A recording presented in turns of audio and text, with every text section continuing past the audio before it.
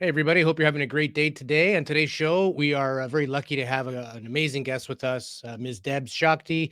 She's a quantum healer. She's a clairvoyant. She is a lady of amazing energy, and she has changed the lives of people all over the world. She's going to share her insights on the world of consciousness and how we can sort of access a higher level of ourselves, how we can heal ourselves, and come a little bit closer to understanding the things that we currently don't. So it's going to be action-packed show. We're going to do some deep dives. So sit back, relax, get comfortable, and we'll be right back right here on Quantum Ladder Podcast.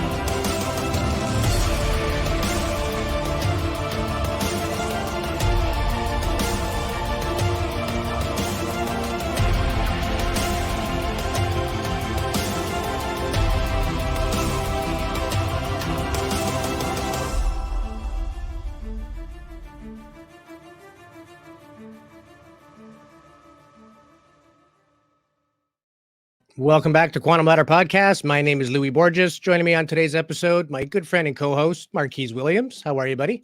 I'm fantastic, man. Ready to rock and roll as usual. Ready to rock and roll, ready to get deep into the world of consciousness and healing and all the amazing things that come from it. And it's, we're in the science realm now, not so much the paranormal, but there seems to be a distinct divide in the science world of people who believe or are spiritual and people that don't. And a lot of people think, hey, if you don't have proof and you can't measure this, it doesn't exist.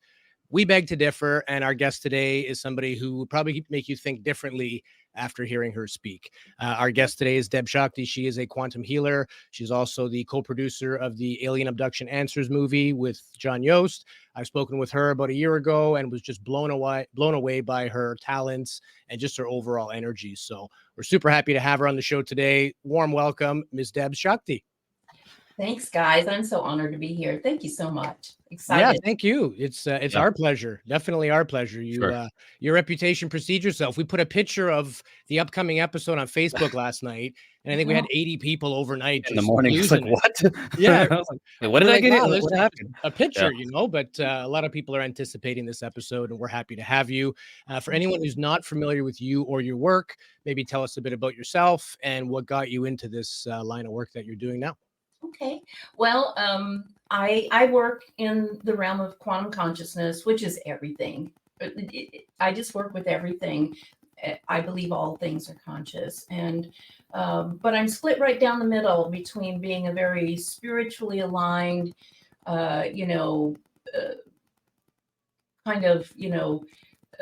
explorer, if you will, in the realm of consciousness and all things that go with it.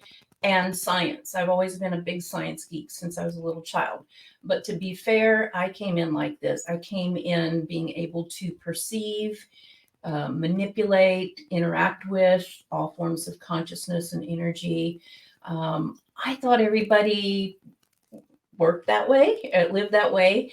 And, little kids just assume that what they experience is what everybody experiences.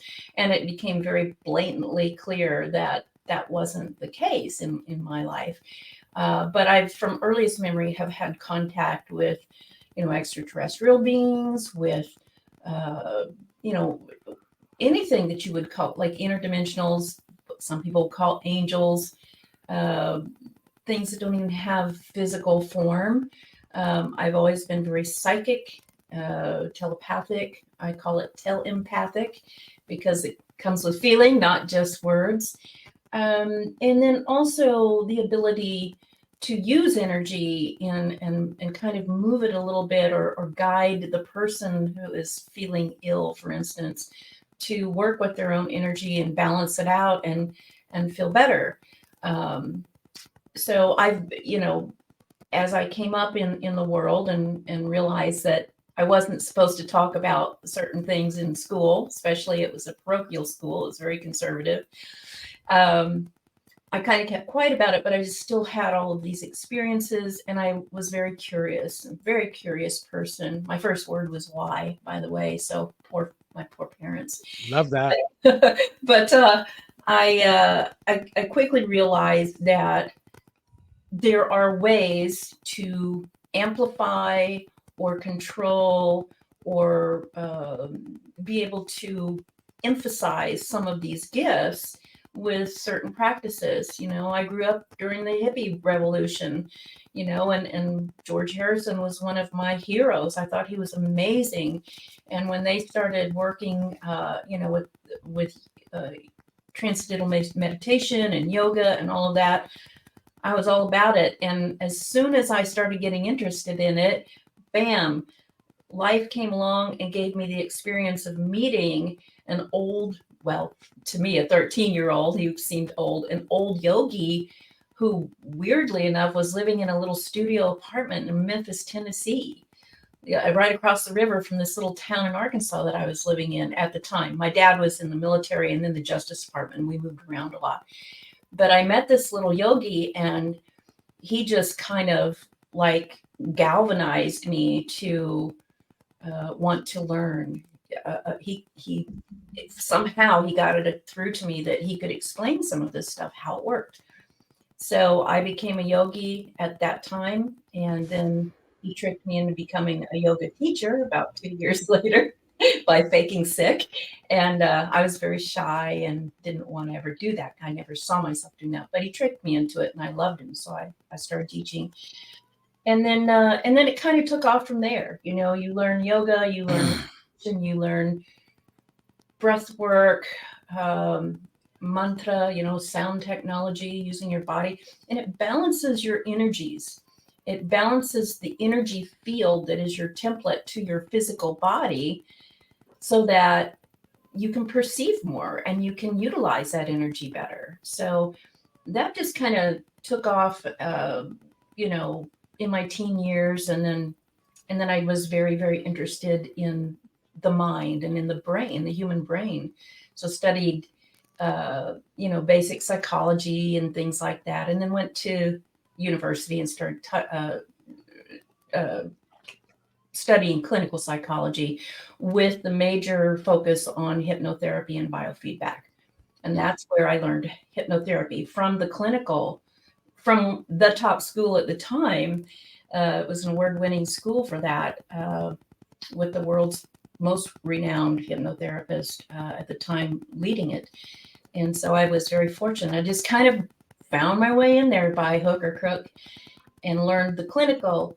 But then along with that, I had all these gifts. And so in sessions where I was still a student and I was being supervised, I would, naturally use the rest of my gifts. And my boss, who was also, the person supervising me, took me aside and said, look, if you want to keep doing it this way, it's awesome because miracles are happening in your sessions and you're just a student.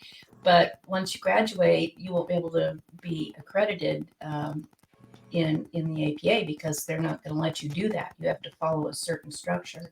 So you'll have to decide if you want to go one way or the other. And thankfully, I went the other because I'm like, well, I grew up in the question authority days. I just said, nobody's going to tell me how to do this. I want to learn the structure and the tools, but I have so much more. And I didn't feel like it was fair for people coming to me for therapy to not have the full package. So that kind of set me off on that. And all along the way, I still had all of these experiences with otherworldly beings and other dimensional experiences, astral travel, out of body. I studied remote viewing. I've always been a person who loved to continue my education because it helps me to explain, at least to myself, if not to others, how what I can do and what they can do actually works. So quantum physics, once I hit that, it was all over, because quantum physics literally puts scientific language to what the ancients have always been saying, which is we're all one. Quantum physics says energy neither is created nor is it destroyed. It only changes form and function via its vibrational state, basically. So that means nothing. Everything is always happening, and it's all connected in the same place, in the same moment, if you can get your head around that. So that's kind of it in a nutshell, as far as, how I view my work, because it doesn't matter whether I'm focusing on doing energy work or teaching a yoga class or assisting a person with quantum hypnotherapy, or even channeling. It's all the same thing. We're connecting to the universe, basically, cosmic mind, which is us. I was thinking about the idea that consciousness, the idea that this field that you're talking about quantum consciousness and transcendental meditation, and the idea that it's not scientific, to me, is kind of it's like we're missing a really big piece of what's going on in this experience. I've been listening to Mo Gaudat a lot lately. I'm sure you're familiar with him, and I've recently fallen in love with his commentary. I mean, this guy, we're talking I think he was a Google executive. He worked in the AI department, so obviously why I'm interested in that. But he talks about meditation and mindfulness, and then he talks about consciousness and about all these different things.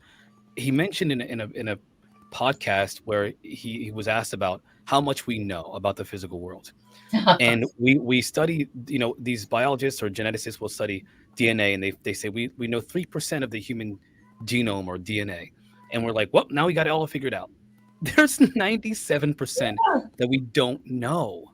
And so there's this entire realm that ancient, philosophers and gurus and spiritual teachers have been saying, hey, there's something more going on here. Yes. And now all of a sudden we're starting to learn, scientists, for example, are starting to talk about, there's something else going on here. So, this is pretty interesting that you took that path. And now all of a sudden it's like we're watching, and you get to see this in real time. The tone, the paradigm is shifted to include that aspect of it. Isn't it fascinating? I mean, I count myself as the luckiest person in the universe to have incarnated at this time here, because I keep pulling in information, and what is being told to me, or what I'm telling myself from a higher level, which I think is more apropos than somebody else. You're channeling somebody else. Really, you're channeling you're just tying into other higher levels of yourself and getting the information. But really the information I'm getting is this incarnation right now, this timeline that you and I and Louie are all living in your audience. This is the one where we literally change everything. We're always changing everything, but this is where we literally change the way human species and Earth lives from here on out. And we're right here at a tipping point. We can go either way. I've been told we go up, and we join the rest of the cosmic community, basically, who are all kind of looking at us going like, what is wrong with these kids who are still playing like they're in kindergarten when we've been giving them, courses. They're still not quite getting it. But anyway, I have great hope for humanity, and I have great compassion as well. We live in crazy times, because I think the paradigm that my belief says we created all of this, and we created this little construct, which is third dimensional Earth life as humans. We're kind of finished with this little science lab, and it's starting to deconstruct. And that's why everything looks like it's falling apart, and people are full of fear and anger, and they feel lost and helpless. But it has to happen so that we can see we're part of the greater part of creation, that it's not just this little box that we've been stuck in for a while. Yeah, I've actually got a perfect video clip talking about that, the different levels of consciousness. You mentioned the third element, or sort of the third degree kind of thing, and Or density, we're at the end of that, and there are others. So we'll take a look at this. About a shift in consciousness from the levels of 3D to 5D. What does this really mean? What this really means is that 3D is the level of the body where you identify as the body. And these are all the lower levels of consciousness here. These are going to be the beings that are stuck in their childhood trauma or mainstream desires of society or fear, and many more. And 4D starts with a level of courage where you have the courage to face your shadows. This is also the levels of understanding that not everyone has your best interest at heart. And that can include belief systems and in other systems, if you know what I mean. Because at the level of courage, you actually have the courage to be different, no matter what everyone else believes. And the level of 5D is a level of the soul, where you realize that all of reality is of the spiritual nature. And you realize that love is the answer. So those that are calling out those that are in falsehood, that are from the political arena, are always going to be in the 4D place. Because you'll find that that's all about logic and reason. And when you're in the level of logic and reason, it's super easy to tell what is truth and what is false. And the level of being able to tell truth from falsehood is actually this threshold right here, the threshold from 3D to 4D, because when you enter 4D, you can recognize truth.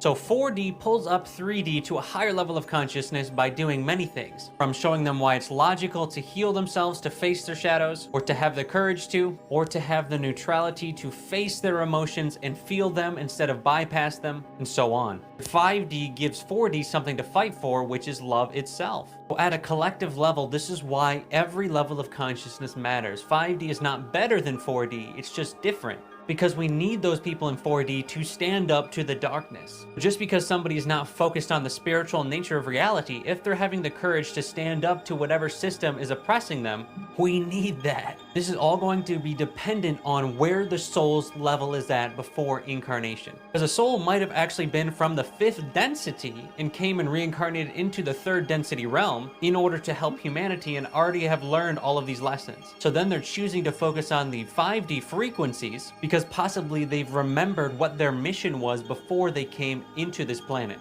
But some beings actually might be quite the opposite and might have came in and had a lot of problems with pride in their last life. And so them just moving into the level of courage is a huge improvement. And every soul is on a different path. And also you can move through all of the levels of consciousness in one lifetime if you are devoted enough. So just imagine it like this. In this reality, a soul might have completed up to the level of willingness in all of its past lives. So that means it starts its next level of the game in the frequency of willingness, because that's the amount of wisdom that it's gained as a soul. So then in order to complete the game, it's moving from willingness all the way up to enlightenment. Or it could be starting at any of these frequencies, really. So just know that every level of consciousness plays its part. And as a collective, since we have reached a level of courage, we will not exterminate ourselves because we are in truth. What's happening right now on the planet is that falsehood is being exposed by the truth. Can you guys hear me okay now? Yeah. Yeah, I don't know what happened. My mic seems to be working good. No. It just self-muted itself. So apologies for that. But that video basically is exactly what you were just talking about, Debz. We're at the end of that 3rd realm. There's no need for those sort of low-lying energies anymore if we're trying to, attain higher levels of sentience and understanding. And, the realm of love versus the realm of fear is night and day in terms of energy and resonance. Absolutely. Yeah, absolutely. And that's kind of who I am and what I'm all about. And that's what I teach in my classes. It's what I teach in private lessons. And it's every single session that I work with, no matter what service a person comes to me for, and just in my daily conversations, my aim is to teach people something so that they can leave feeling more empowered and more connected to that higher level of themselves than they were before. I think that's really what I'm here for. And I don't do anything in these sessions other than just kind of hold space and allow people to make these discoveries for themselves. Yes, I have a lot of education. Yes, I have a lot of practice, but that is just kind of the spoken words and the things that we talk about, the things that come out of my voice are just a carrier wave for that higher level information to come through energetically for people. So love that guy's explanation though. It's perfect. It's a great presentation. You talk about this idea of information coming through, not to dip my toes in this conversation in the UFO field, but Gary Nolan talks about this idea of a download. And by the way, so does Mo Gaudat, just to bring that in there a little bit. I thought that was so interesting to hear that from somebody who's, we're talking about a CEO here. This guy he's a brilliant mind, a One of the brilliant most scientist. brilliant businessmen Yeah. on the planet. Yeah, and he's talking about meditating and receiving a download to write his books. Yeah. So information is passing through from somewhere else. It's an idea that now the scientific community, at least some aspects, very very small elements of it, are coming through. But these voices are not just like random people. Yeah. Just like you said, they're really important figures in the world today. That's why it Look feels at this guy right here. He's a perfect example. Whitley Yeah. Strieber. Yeah, Yeah. absolutely. What a sweetheart too. And he's done more for getting a lot of these concepts out into the world than almost anyone, just through his writings, and so courageously too, because the things that he first was writing about, he got made fun of a lot, and he got chastised, and he got basically blacklisted in the writers community even for a while, because they thought he was so fringe. But now everybody's talking about the things that he was talking about. But I have to say, these downloads that you're speaking about, Marcus, here's kind of the scenario. And Louis, you may have heard me say this before, so pardon me, and listeners if you've heard this, but I this is just something that came to me several years ago. I call us terranauts. You know how we have astronauts who go out into space? We're terranauts. We are spiritual beings who came here to this place to make discoveries and to explore. And to be able to do that, because it's a physical, slow-moving, energetic space, that spirit, spirit just doesn't have form. It has to put some form on to be able to interact with a physical thing. So I call these bodies spacesuits. This is our spacesuit, okay?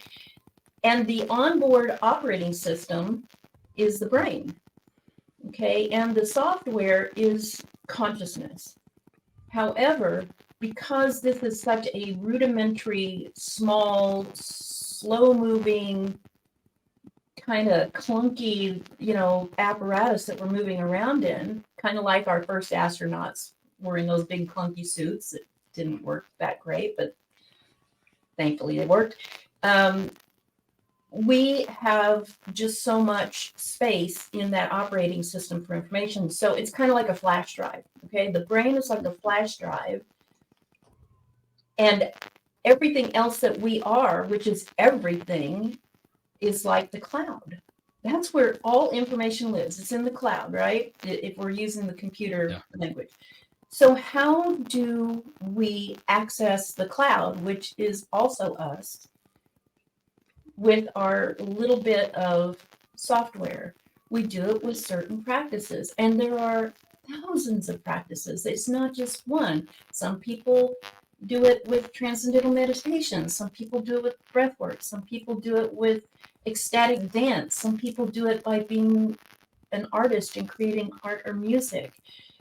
Anything that gets you in the flow state, to use a common vernacular, the flow state being the theta brainwave state, okay?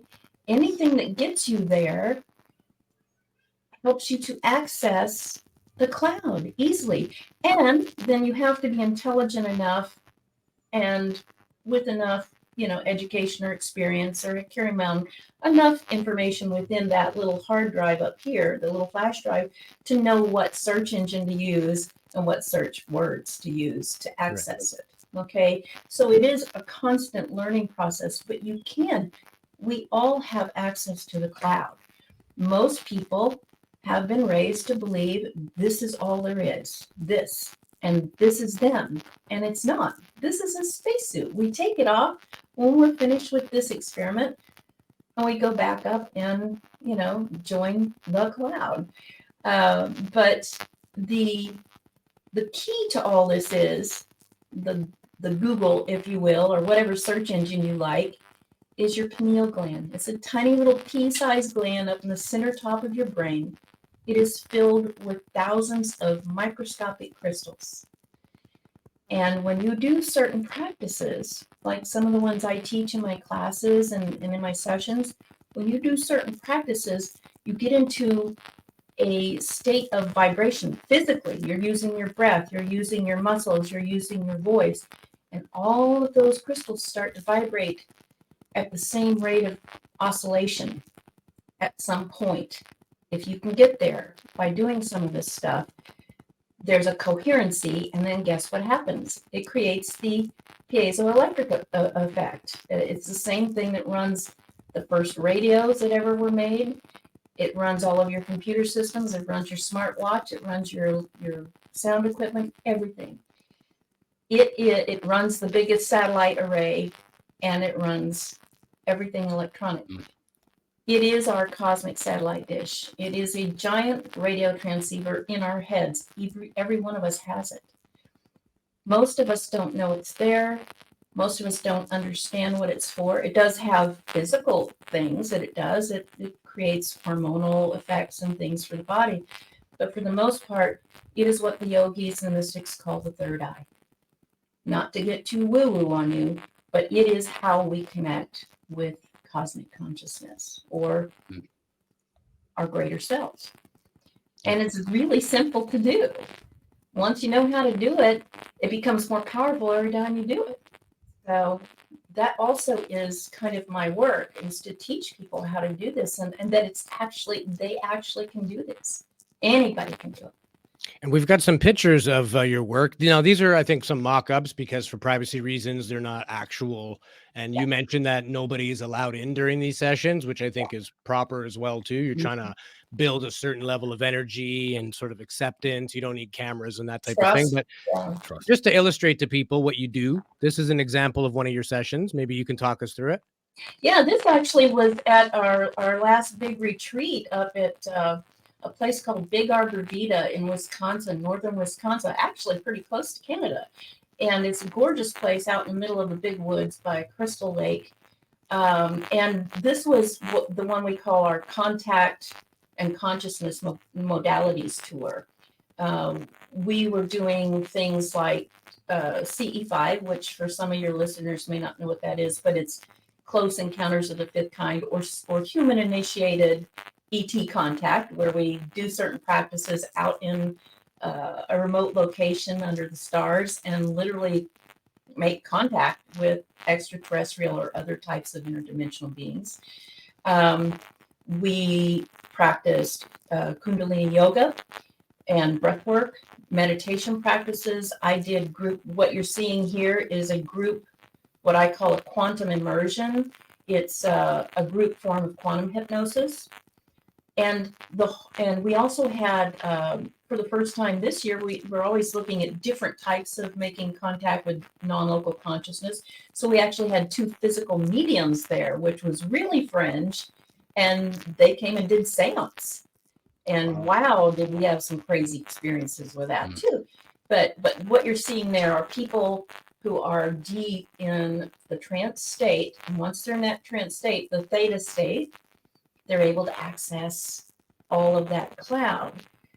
And I want to make sure everybody understands what that theta state feels like. There are 3 indicators that you're in that state, the flow state or the theta state. When you lose sense of time, you lose sense of your own body, and you lose sense of what's happening around in the environment around you. You're in the flow state. So if you've ever been immersed in a really good book or a project, or you've been, for me, I was a lifelong ultra runner. So an athlete, you're on a great run and suddenly you realize, oh my gosh, 4 hours have passed and where am I? I was in a flow state and I was just literally tapped in to the greater reality. And that's when you get all that inspiration. You hear this from musicians, you hear it from great scientists, from philosophers. So I want everybody to understand you can always access that. And you do many times a day, but you just don't recognize it or maybe have a name for it. And anytime you get those 3 things happening, you forgot to eat your lunch because you were so entranced with, the drawing you're doing or whatever. you've been dancing at a festival for several hours with your friends and you realize it's almost dawn. You're like, whoa, how did that happen? That's the theta state. And that is the golden moment, the place where you can access anything. All you have to do is consciously send your intention out and get the feeling state of what it would be like to have that. And if you practice that enough, you can get really good at it. You can manifest really well. So you can manifest healing, you can manifest positive change, you can manifest creativity, whatever you need. And some of the modalities you use are sort of like the Native Americans with drums, Yes. sage, feathers, that type of thing. Mm-hmm. Right? Absolutely. Anything to get people into a out of their regular everyday state, right? In our state, in our everyday state, we have a lot of noise, we have a lot of information hitting us all the time, we have lots of talk. We're time bound and all of this. So I use any type of ritual, if you will, to get people out of that world and into their inner world. And often these ancient practices are the ones that are kind of like in the global collective consciousness field. That's how we tap in. You burn a little incense, suddenly you're in a different place because it feels sacred, right? You drum, you chant,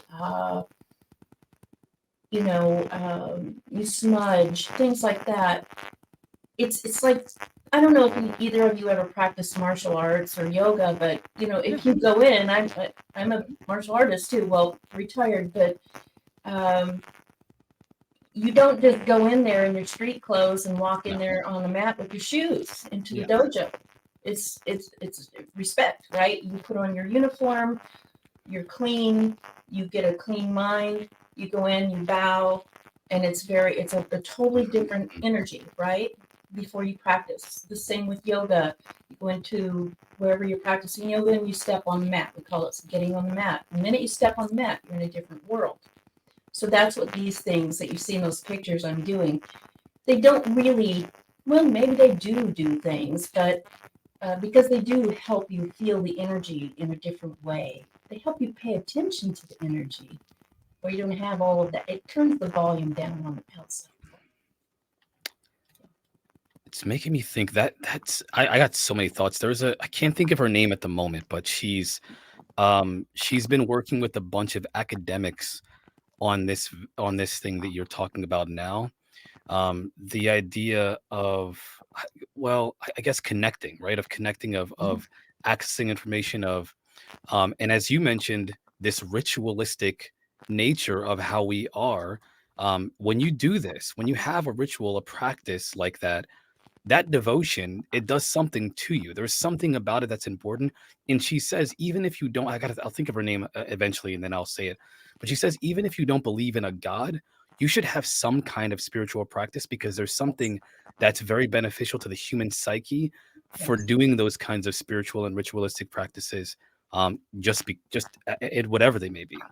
Yes, So, it's a buffer, for instance, but quantum science has a term for that. It's called conditioned space. Have you ever heard this term? I have not. Conditioned space. So think about this, Marcos. Have you ever, it doesn't matter what your belief system is, but have you ever gone to a place where there's like an ancient temple or an old cathedral or something like that? And it may not be your belief system at all, but you walk into that place and suddenly you're just like, oh, you feel something completely different. Why is that? Because the more you do something consistently in the same place, and if there's more than one of you doing it over a long period of time, it literally creates a Faraday cage in that location, and it holds in all that energy and all of that intention. So if you go to a sacred place, it could be, out in the desert where the Native Americans were doing their practices, there may not even be any visible sign that anybody ever lived there. But if you walk into that space, immediately you feel something. And I know probably each of you have felt that somewhere. time. Yep. That's why we as meditation teachers say, it's best if you can meditate around the same time every day, and if possible, the same place every day, and do the same types of things. There is and I'm going to paraphrase it because it's much more complex than this, but there is a physics formula that says intensity times duration equals force. So the more intently you do something, the more focused you do something over a period of time. So that's intensity. For a greater period of time, that's duration. It equals the outcome of what you're doing. So you could take an eyedropper and drop water on a rock for tens of thousands of millions of years. Eventually, it's going to create a hole in that rock. Yeah. Right? That's duration with very little intensity. Or you could take a fire hose and shoot it at that rock for 30 seconds and blow a hole through it. That's intensity.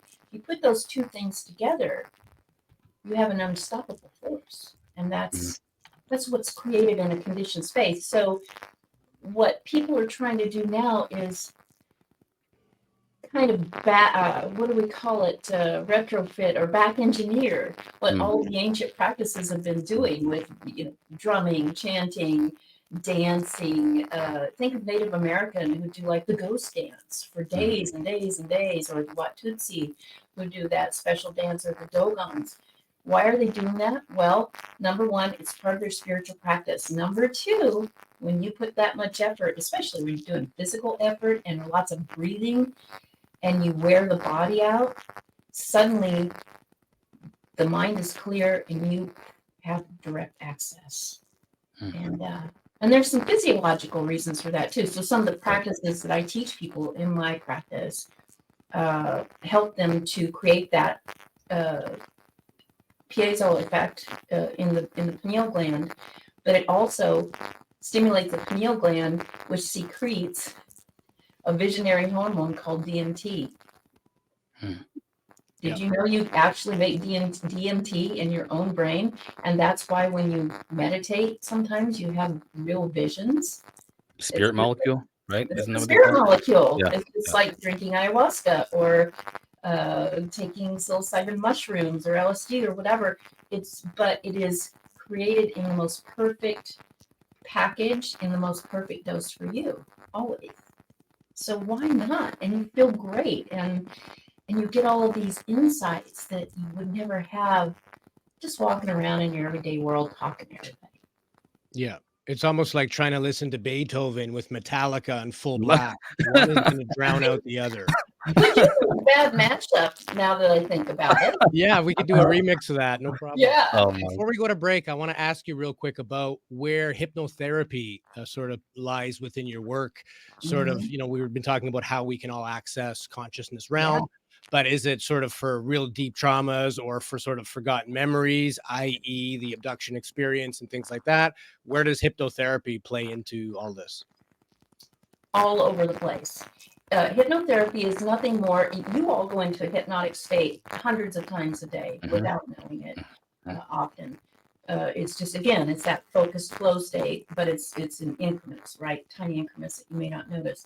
But hypnotherapy actually guides a person deeply into that quantum space, quantum hypnotherapy. Clinical hypnotherapy may not go so deeply, but they may drop in on their own anyway.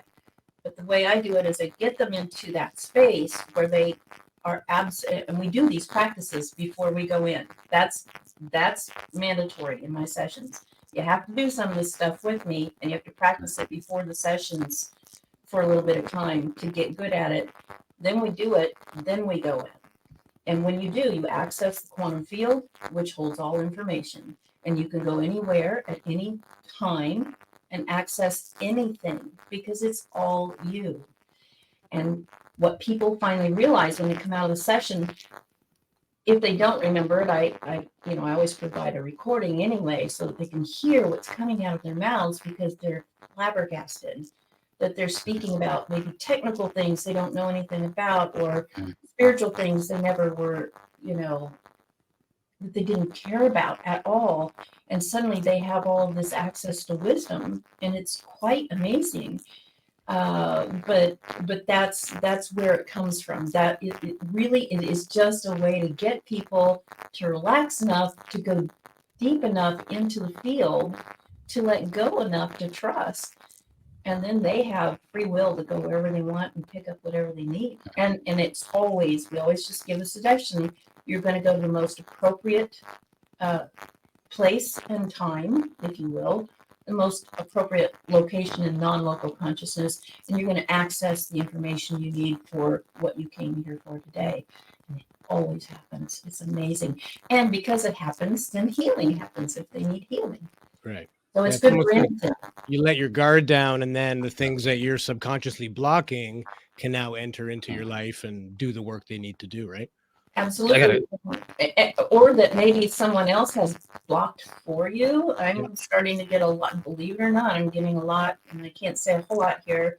I have to be careful. I'm getting a lot of people who have worked for, shall we say, kind of deep state programs and are out of them now, who wonder what happened, or who want to heal from some of the things that happened. And wow. You know, there are people who have kind of put programs in there. You can't hypnotize somebody to do something they would never do normally, but you can get them to trust you enough to go along with your agenda and do that. And so a lot of the work that I do with those people is to recover those memories, and then to give themselves grace for it, and to see that it's all part of a bigger picture. It's all okay anyway. I get a lot of flack for that because people are like, no, there's evil in the world and you shouldn't condone that. And I do not condone evil. But some of the things that happen through those practices of, darker forces or whatever, they're like inserted into our experience so that we have contrast and we can make better decisions for ourselves and grow. And so actually those people are our teachers. So, you can believe what you want, but that's kind of where I'm going from with it. Yeah, I didn't want to say. I do remember it was Diana Pasulka who was talking to. Absolutely. Yeah. So I'm sorry I couldn't think of it at the moment, but that's who I was referring to when talking about the spiritual practices, the ritual. She mentions this a lot about how, like I said, and then of course, this other idea that you mentioned. Well, maybe I should wait until we get back from break, because I don't want it to lead into something and then have to break right afterwards. So I'll hold. Okay, so we'll have our 5-minute break. Everybody refill your drinks, and we'll see y'all back here shortly, right on Quantum Ladder Podcast.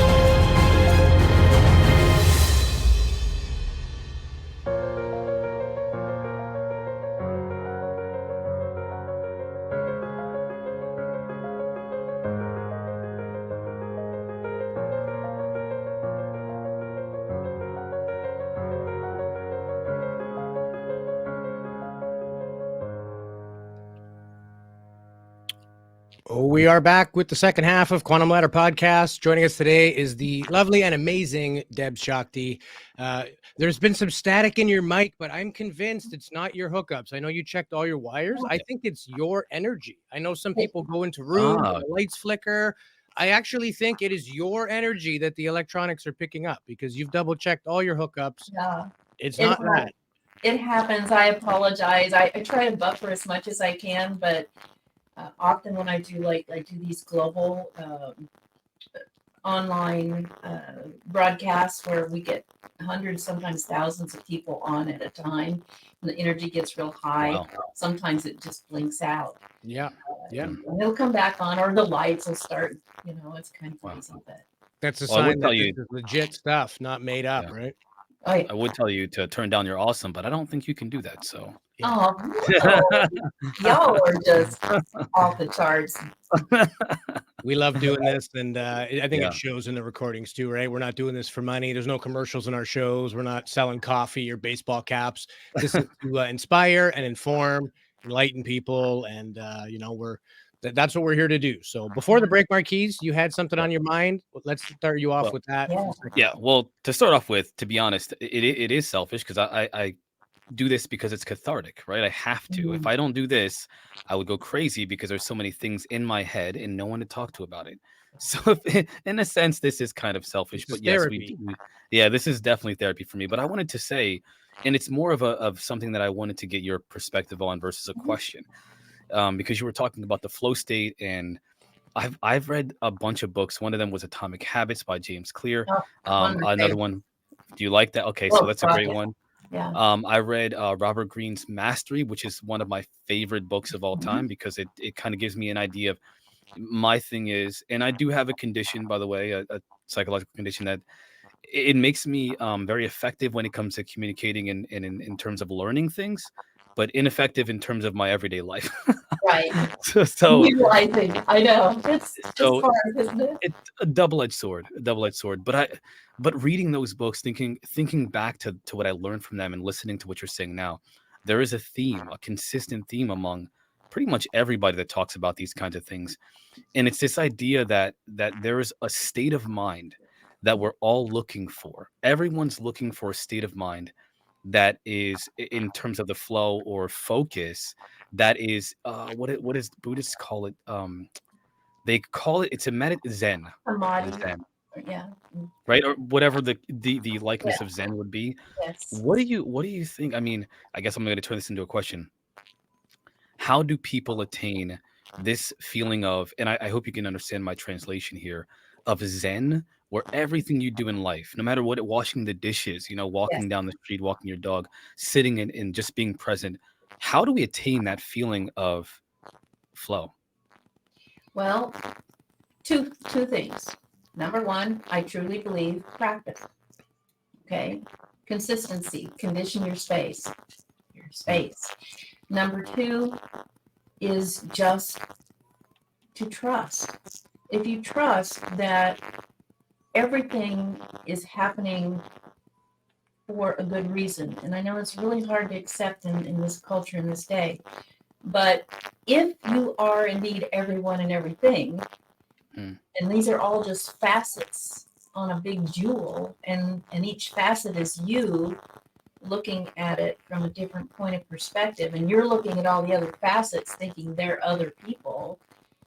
If you could just trust that you are really connected to everything and that you cannot make a mistake, it's all happening for a much bigger, very complicated purpose, then suddenly it's almost like a liberation. And I think that is also, part of what Buddhists and the yogis and the great spiritual masters are saying is you want to attain that state of liberation where you're not tied to any dogma, you're not tied to any political faction, you're not tied to anything. You can just be content. The yogis call that santosha, the state of contentment.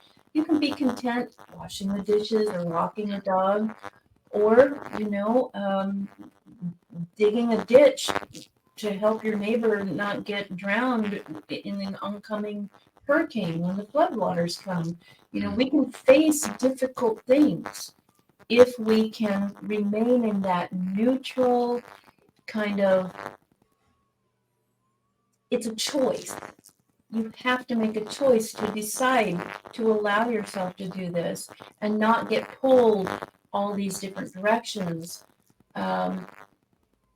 Here's something that has come through for me significantly in the last few years, and that is that everything in creation, the universe, the YO universe, is neutral. It is neutral in its value until an observer, here comes quantum physics, you know, nothing, they say nothing really exists other than a probability until an observer perceives it, right? Schrodinger's cat. Everything in the universe is neutral in value until an observer perceives it, i.e. you, and gives it, assigns it a value. It is your choice as to what value to assign it to. And I use this analogy a lot with people. You and I, Marcus, are standing on a cliff looking out at the ocean. And I'm in complete bliss because I love the ocean and I just can't get enough of it. And I love to surf and I love to swim and dive and all of that. And the fish and the animals. And you're over here next to me and it's a sunny day. There's nothing wrong. But you're over here quaking in fear because you witnessed your whole family die in a tsunami. Oh, yeah. We're both looking at the same thing, but we have assigned it different values because of the lens of our past experiences. So it behooves us to remove those lenses once in a while. And it takes a great deal of consciousness to remember we even are looking through lenses of experience and just see what is. And I think that's the whole, you know, practice of Zen or the Tao or whatever. You really want to see life for what it is. But it is so layered with everybody else's definitions and labels and all that. And so it creates separateness or a feeling of separateness and divisiveness. So, you know, we can apply that to, you know, the racism, to political division, to, you know, countries that are fighting over borders that don't exist. They don't exist. No. You go out in space and look at the Earth, there's no borders. Yeah. Right?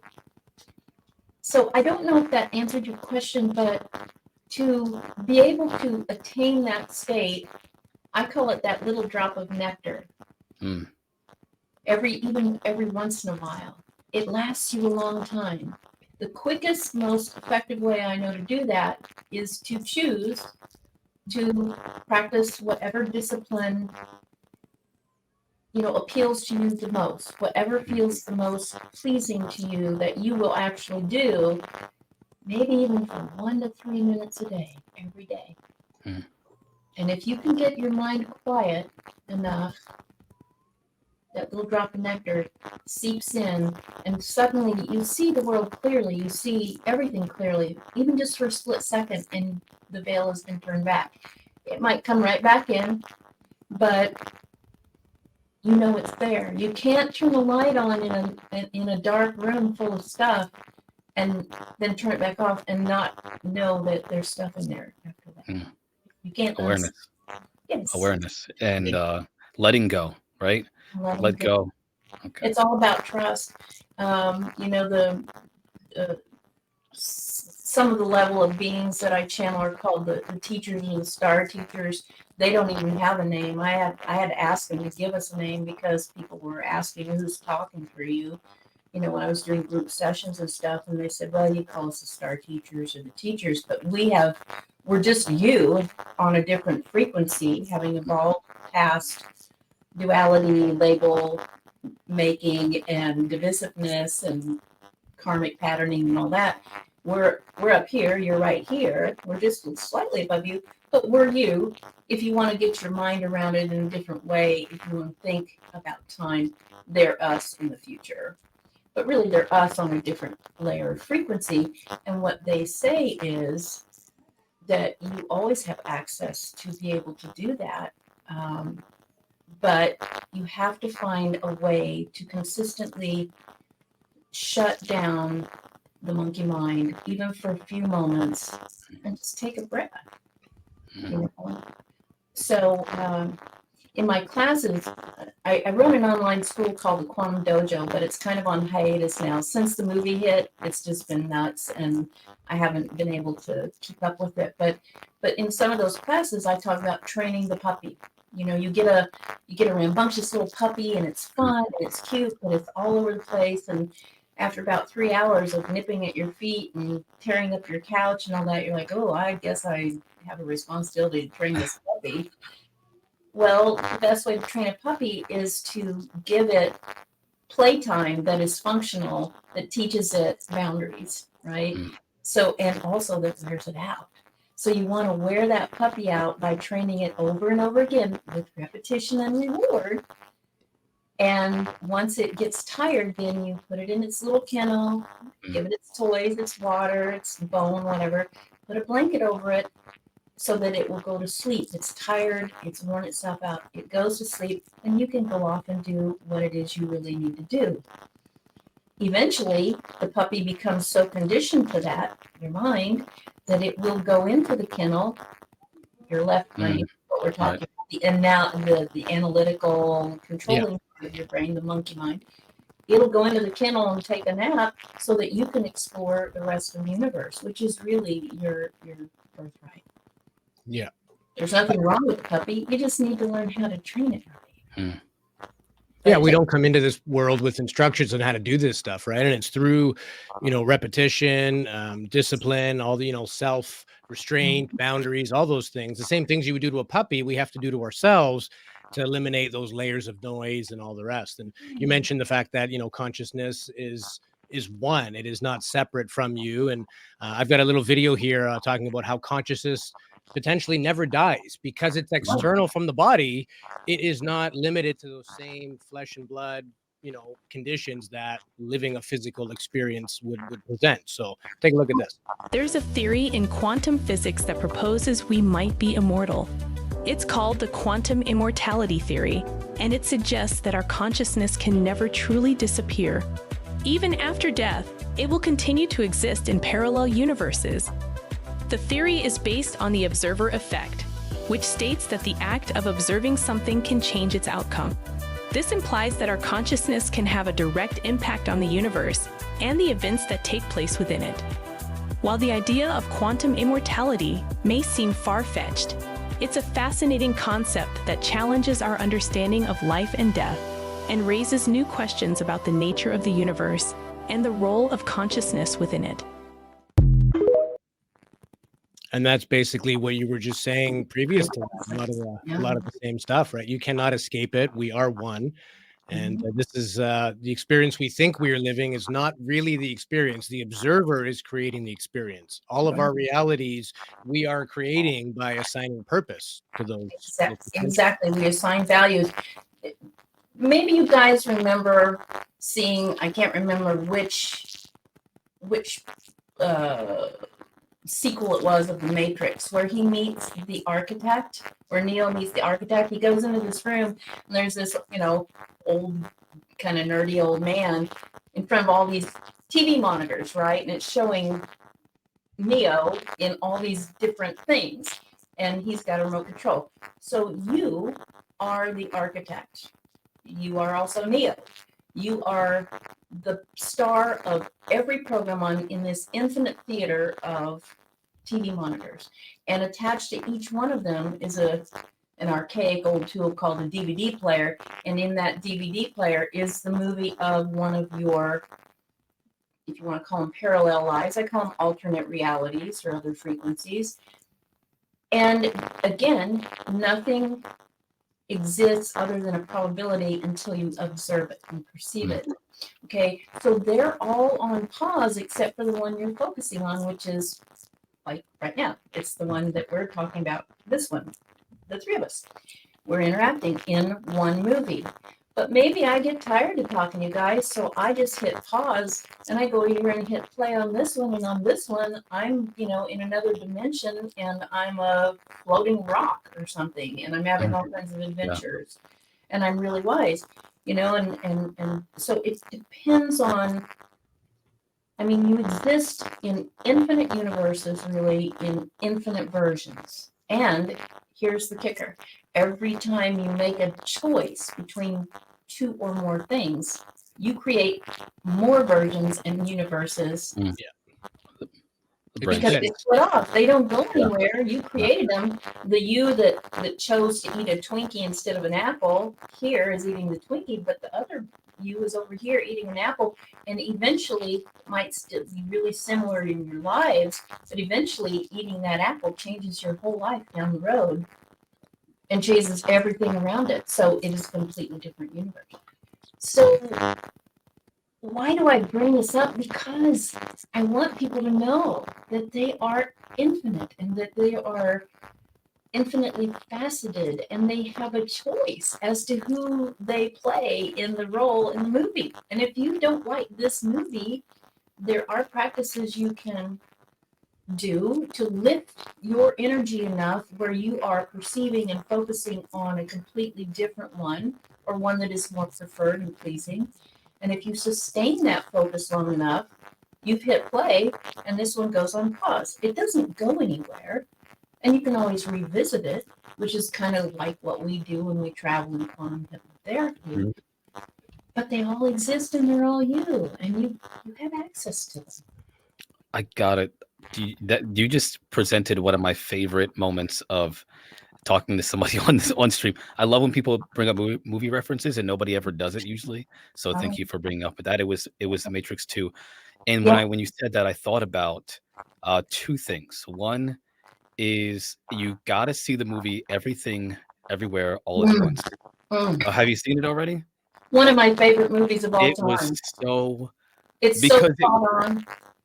I did not expect it to be about. I don't want to give it away. Don't give it away. I have not seen it. No spoilers. Everyone needs to see it. Yeah, it's and good. You can sit through it. It's very complex, but sit through it. I promise it's worth it. Yeah.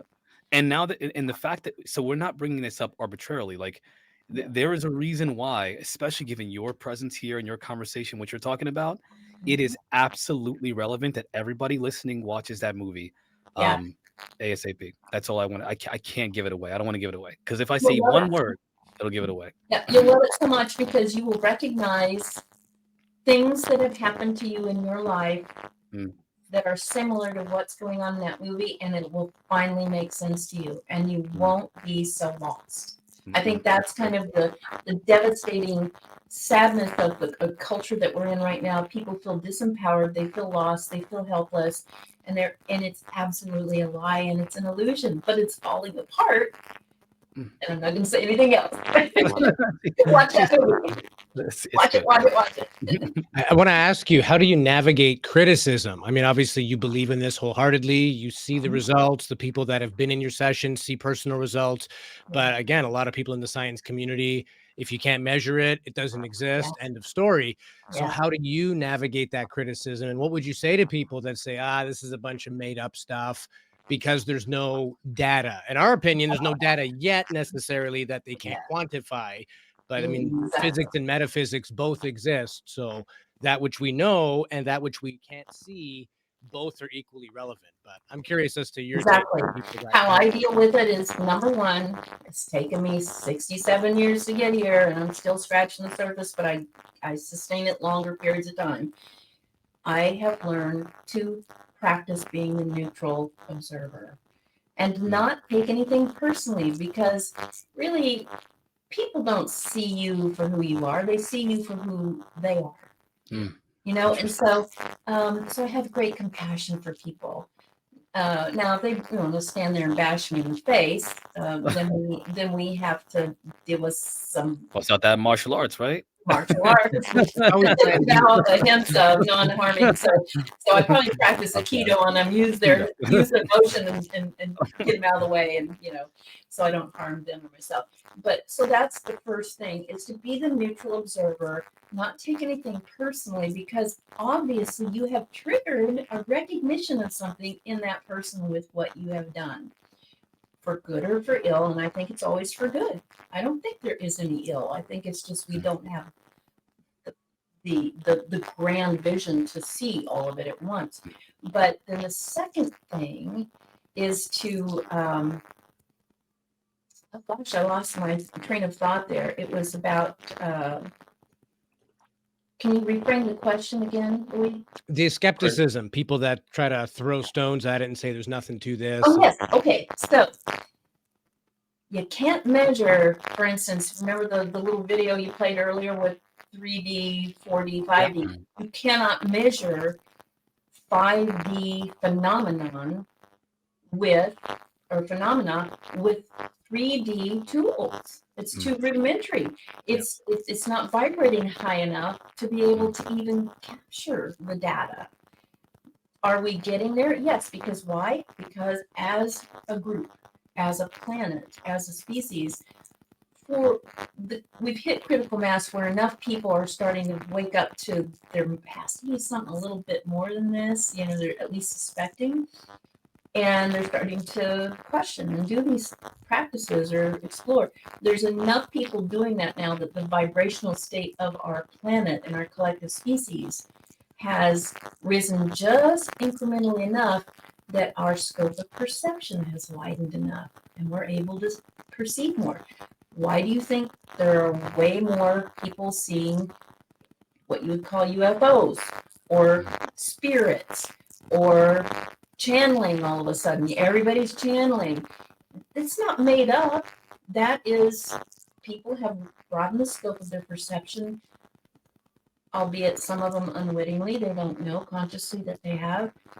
But as a collective, our planet is growing up, our species is growing up, and so we are raising vibrationally. And as we do, we'll be able to have more empirical data that appeals to those very scientific minds, the questioning minds, which bless them.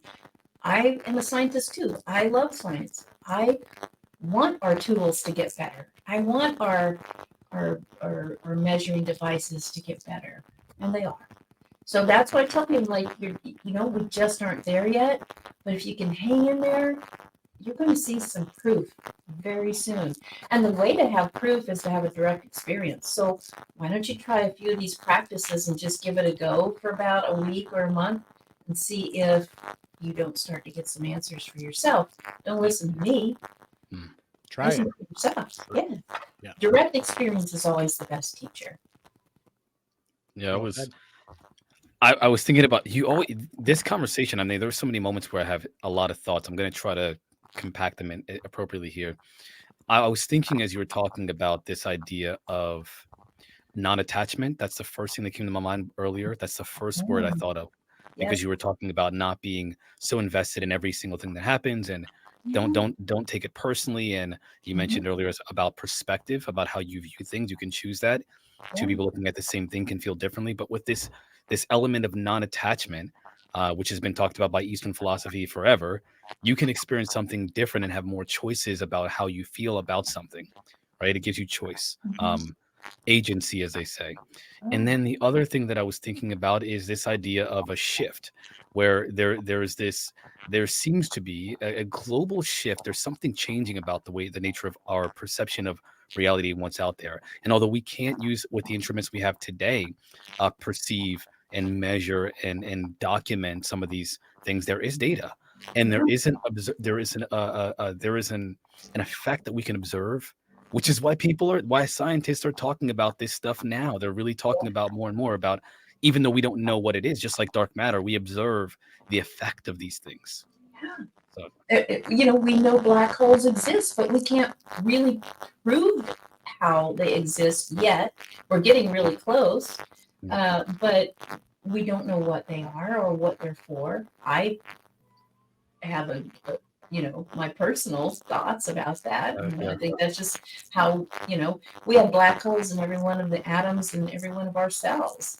And that's how we travel in consciousness. You don't travel in craft, for the most part, unless you're only going to travel in the third dimension where there's physicality. But when you daydream, when you imagine, when you dream, when you meditate, when you focus and start to create, you get in that theta state, you are traveling through wormholes. in your own body. Every atom, every cell of your body contains a black hole, I think.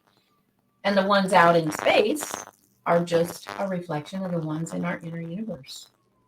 You ever see that picture of like the universe and the neurons in your brain? Yes, Right? yes. Same Like thing. It looks one-to-one. exactly the same, doesn't it?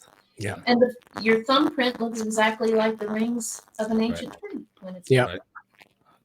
My We last live- video clip here. Sorry, go ahead, Deb. We live in a holographic creation. That's how Holographic. we Oh, do it. yeah. Absolutely. Yes. Yeah, just because you guys were touching on, science trying to grasp the idea of consciousness, and I just want to clarify, there is science behind that. It is not just all made up and hooey. So this video kind of explains briefly where science is at trying to explain and understand consciousness. So take a look. Of consciousness. Answering the question of what consciousness pertains is more complicated than you might think. The greatest philosophical thinkers that have ever lived, such as Socrates, Plato, and Aristotle, were unable to decipher this concept. Looking at more recent history, we can gain a greater understanding of what consciousness really is. For example, the famous René Descartes discussed this concept in the 17th century in his book, Discourse on Method, where he coined the phrase cogito ergo sum, which means I think, therefore I am. The concept of consciousness was heavily scrutinized in the 20th century, as the rise of behaviorism began to emerge, stating that consciousness is neither a definite nor a usable concept, emphasizing that observable behavior is the only important aspect of an individual, and that consciousness is merely a concept of ancient times where they believed in superstition and magic. But in the late 1990s, a philosopher by the name of David Chalmers proposed a theory of consciousness referred to as the hard problem, which suggests that the issue with trying to decipher consciousness concerns the subjective experience of consciousness itself. This is contrasted with the easy problem, which is the explanation of the physical structure that makes up consciousness, the brain, and its neural components. Fast forward to today, there are many contemporary theories which surround consciousness. These include materialism and physicalism, which argue that consciousness arises from neural processes. Dualism, which posits a separation between the mind and the body. Panpsychism, which suggests that consciousness is a fundamental property of the universe. Integrated Information Theory, IIT, proposed by neuroscientist Giulio Tononi, which quantifies the level of consciousness in systems. Regardless of the theories that encompass consciousness, it is unlikely that we as a species will unravel the mystery of consciousness to an unquestionable degree at any time soon. Thank you for watching. So yeah, I think for me the most interesting is that sort of panpsychism, right? Like it is, Yeah, it is yeah. everywhere. It is all connected. It is the observer creating it, and you cannot detach from that. And we have physical limitations. We can only see certain spectrums, hear certain frequencies. So trying to say, well, just because we don't understand consciousness it means it doesn't exist. That could be a little bit ignorant because you're trying to do the work of source essentially. And you're just a limited mere mortal, So Yeah, I mean, above You're our walking around in a limited spacesuit with limited facilities, like you just brought up. The light spectrum is this wide. It's probably infinite, actually. Good. The human can only see this much of the visible light spectrum. Now, interestingly, though, we're beginning to develop tools to assist us to see other parts of the light spectrum. 100 years ago, we didn't have night vision cameras. We didn't have IR. We didn't have those kinds of ways to read those spectra. Now, we have the James Webb telescope sending us pictures back from all of those spectrums that we couldn't see with the naked eye in recent history. So it doesn't mean these things don't exist. It means we just don't have a way to measure them to prove they exist, but they're knocking on our door all the time. And it behooves us to answer as explorers. Answer the door and see what else is out there.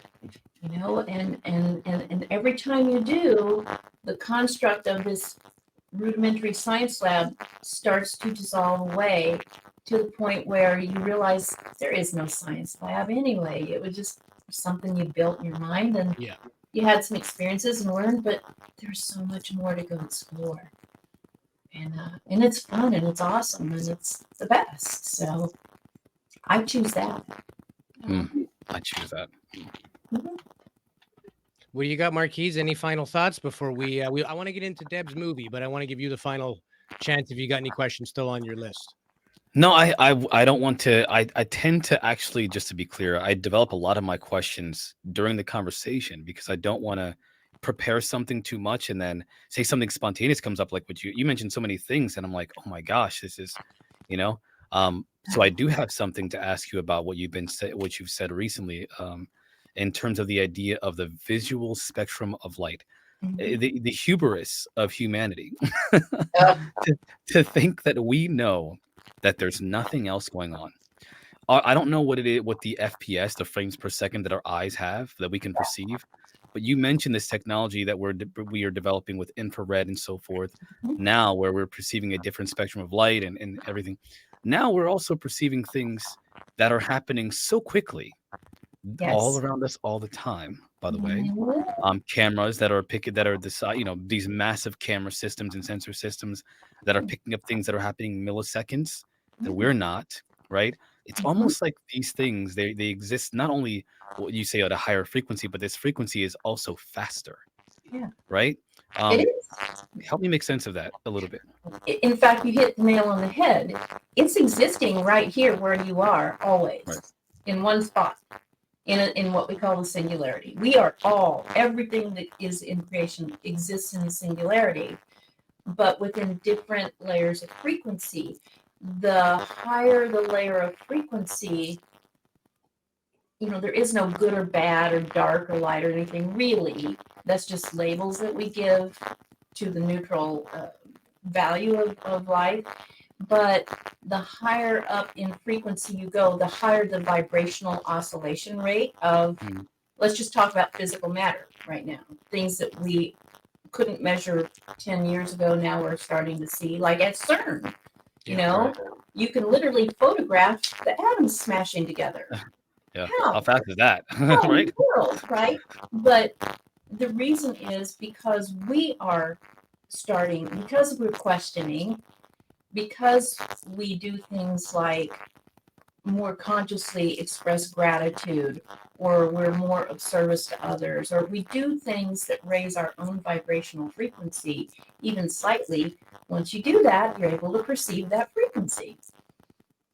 Right? So this has been the human condition as long as we know that we can recite. I mean, there's a story about the indigenous people in like Mexico or South America, the tribal shaman who was, does all these practices consistently all day and all night long, his whole life.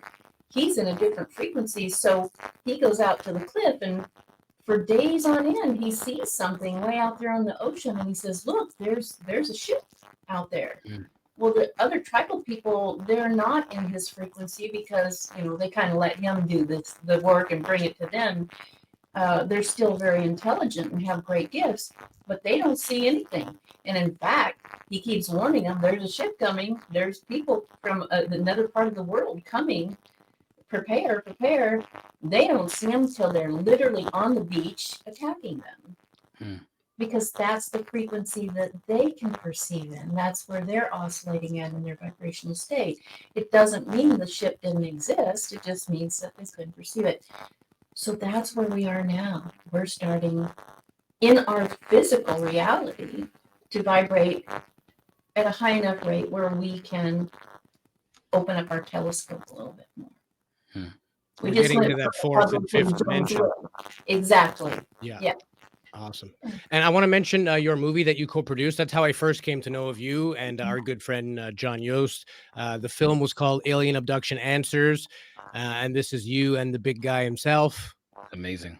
I love that. Maybe tell us a little bit about that film and your role within it. Yeah, he's about half that size now. He's not as big a guy as he was, which he's glad about, but it's not the way to do it. Yeah, that's not the way to lose weight. To get He's battling pancreatic cancer, but Right. he's winning, which is awesome. And that's a valid point. I mean, before the show, we were just briefly chatting, and I was thinking, you know, I need to give some case examples of where this actually worked. And I can't think of a better case example than this gentleman right here, John Yost. He was diagnosed with pancreatic cancer, which, if anybody knows about cancer, is not the one you want to get. And Debz did a healing session with, I don't know how many people were there. I logged in as well. You could noticeably feel the energy change. And John, his cancer saturation is going down. I mean, most people do not survive, and he is getting better exclusively as a result of what you have done. So I'm a believer just seeing it work for somebody else. But tell us a bit about the film and John. Yeah, I tell people I don't do anything. I just hold space for them to do it themselves. And what that does is it gives them enough energy to explore many different therapies and things that common people don't know about. They get cancer, they go to the doctor, and they get chemotherapy or radiation. Yeah. And that's it. But he is literally, his life has been changed. And so the movie is, it has a questionable name. I didn't even like the name when he came up with it, but it's on purpose. It's to appeal to people who are like all about, you know, the scary aliens. And there are hundreds of thousands of people, millions of people maybe, who have had encounters that they don't understand and that are feel traumatizing to them, as his did. He had an experience when he was 7 years old. He didn't quite understand it, and then it was imprinted with the fear of his parents. And he was told to never speak about it again. He lied about it for his whole life, and it became his life was terrible. He felt inside because he was not authentic. And so the work that we did together with Quantum Hypnotherapy, he was so courageous and he was so brilliant. I wasn't up for it at first, but he had the idea to do his session on film. He's like, I'm a filmmaker. I want to film this live. And I'm like, absolutely not. We don't do that. You know, I don't even let anybody else in the room, you know, but he talked me into it, and we filmed it real time. And it was the beginning of the film. He had the idea to have a film because it's like, well, maybe other people can be helped by this, or at least I can look back on it and see, you know. So then what happened in the session was so profound and so undeniable that he was making contact with other versions of himself and the highest version of himself. It just, you can see it on the film when he goes into what we call the higher self part of the session, where he goes into his source self.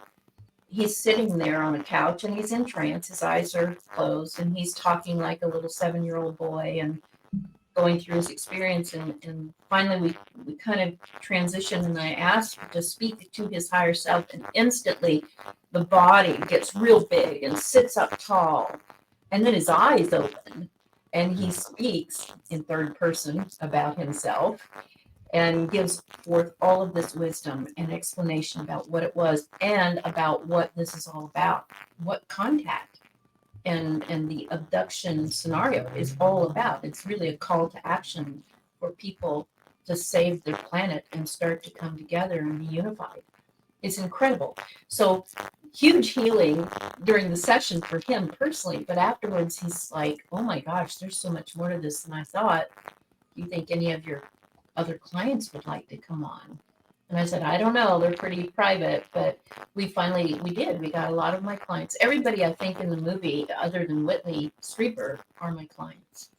And so we've got all these different experiences, and they're talking about what it seems like when it happened first, and then when they go into the session, what they see clearly and report back.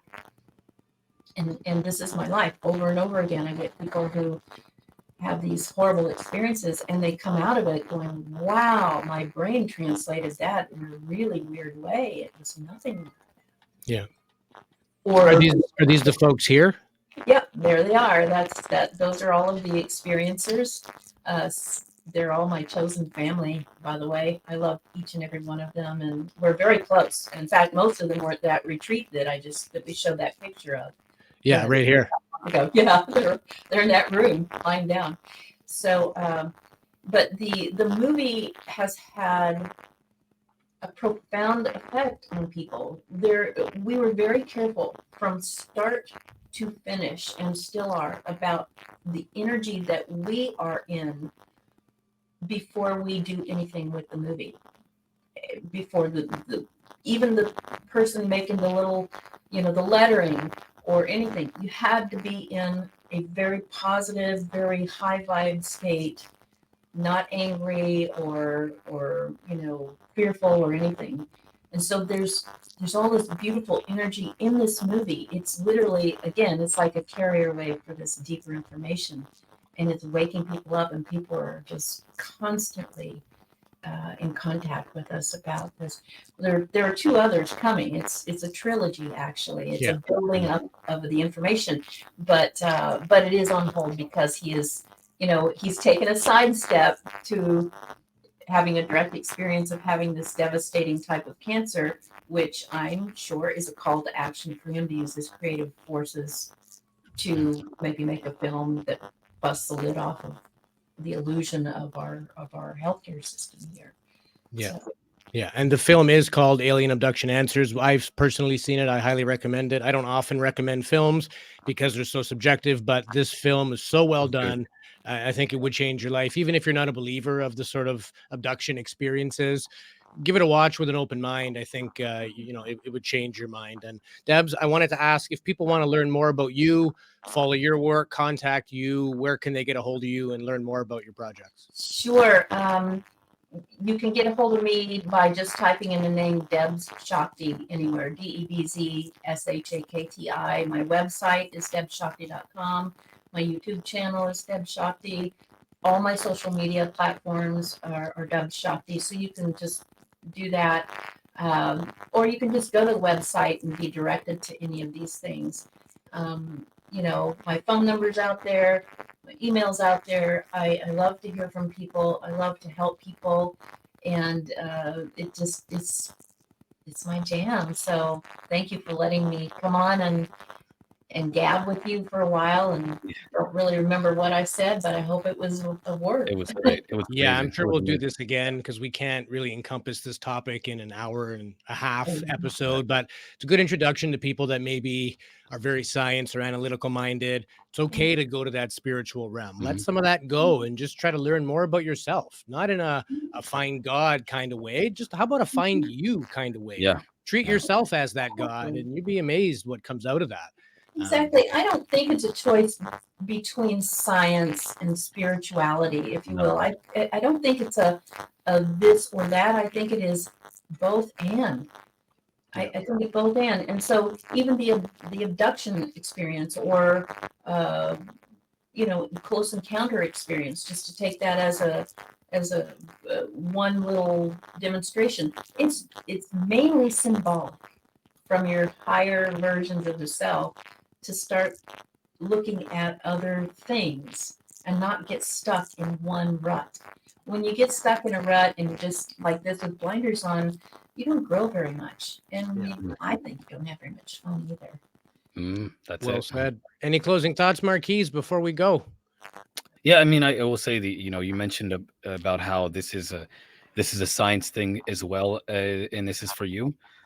Keep in mind, and I really want people to think about the fact that if you just look at go to a bookstore, right, and every book that talks about meditation and mindfulness and these ideas of perceiving things that are not able to be measured, they talk about this in like the highest echelon of like human performance, whether it be athletes that talk about this stuff or CEOs and business people that own massive multi-billion-dollar companies. They're all doing this. They're all getting into the mindfulness practice, the transcendental meditations, these ideas of downloads. They're doing it. You should be able to take advantage of those benefits as well, because I mean, they say there's something to it. They say it's what helped drive their success and keeps them grounded while they're running around like doing all these different things. So I don't think you should dismiss it. I think that the most successful and accomplished people in life are doing it, and you should take advantage of that too. Yeah. Well said. I'm an award-winning athlete in multi